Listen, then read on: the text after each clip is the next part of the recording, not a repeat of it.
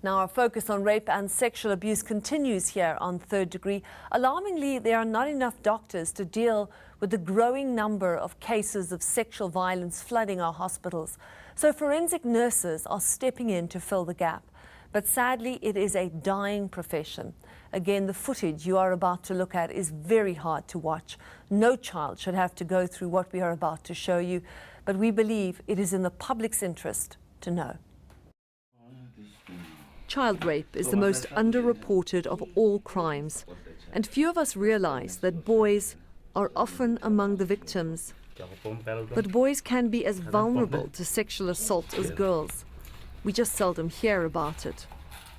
This boy was attacked coming home from the shops. Luckily, he told his sister, who immediately brought him here. It's a case of a 12-year boy who was sexually assaulted by a known man. That man forced himself to the boy from there, but there was no any physical injury like stabbing, scratching. He just forced himself from behind of the boy. Macho stereotypes make it hard for boys to admit that they've been raped, and victims are often accused of lying or consent. So it's up to Richard Babe to prove the boy's story is true. I asked the sister to be next to the boy, to give a moral support, to talk to the boy while I was busy preparing the box for collecting evidence. But otherwise, the boy was relaxed, calm when the sister was next to the boy. The boy didn't fight his attacker, which makes evidence of abuse more difficult to find. So his case will depend on an internal examination using a specialized machine called a colposcope.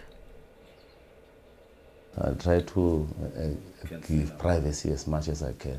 So from there, I explained to the boy what position he's going to adopt so that I must be able to visualize the injury from the angle.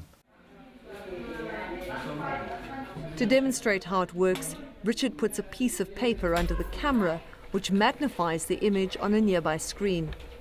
This is how he'll spot injuries invisible to the naked eye. There's no way you can jump anything. So, you know, such technicalities that you must really, when you go there, you must know even the stages of wound. How many times, if the wound is reddish, it's how many hours. If it's bluish, how many hours. If it's brown, how many hours. You must know the healing process of the wound. You must exactly know your anatomy. Unfortunately, this is one of Richard's last cases as a forensic nurse. Like many others, he is leaving the field. The South African Nursing Council doesn't recognize forensic nursing as a speciality, so they're paid very little, despite their expertise. I'm still going to miss the speciality. I'm leaving the field because really my psychological contract is broken. That passion, psychological contract. You know, when you grew up, you end up building a psychological contract with your work. Say, I just want to be a forensic nurse, I like the job, you know. But from there, there was nothing rewarded back to me. So that's why I feel now that my psychological contract is broken, that passion is no more there. Let me explore and move to another field. School is one of the places where children are at most risk of sexual abuse. So Sister Meisenheimer and her team have come to teach students what to do if it happens to them. There's a lot of work that we need to do in terms of trying to change mindsets and educate our boys, I mean, from a very young age, and tell them about and educate them against and protecting their sisters as their sisters, and not see girls as tools and people to be used or disrespected. Nearly half the rapes reported in South Africa involve children. So education plays an important role in prevention. But convicting offenders is a powerful deterrent.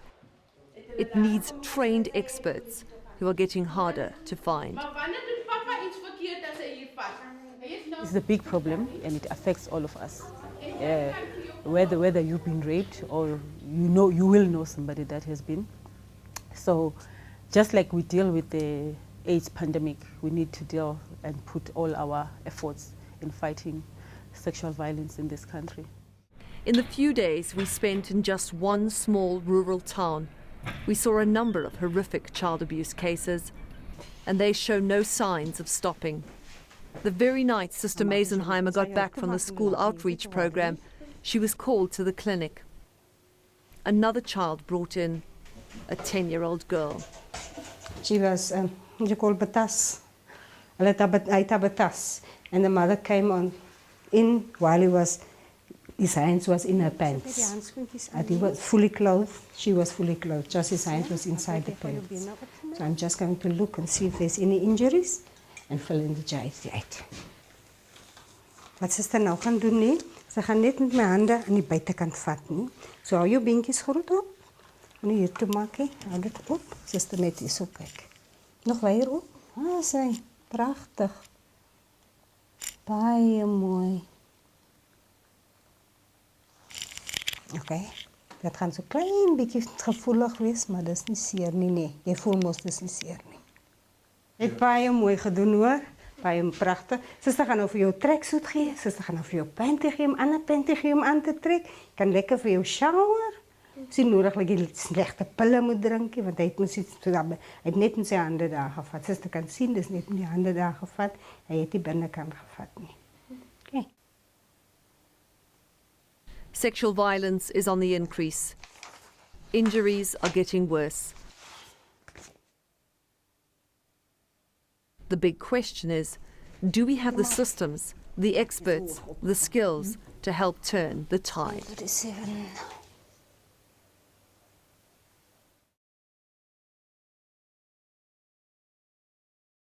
Well, that's it for tonight. A difficult topic to deal with and one we'd like your views on. You can email us on thirddegree@etv.co.za, and also coming up on your screen, our Twitter handles and Facebook details. Do drop us a note or a tweet, and until next week then, goodbye.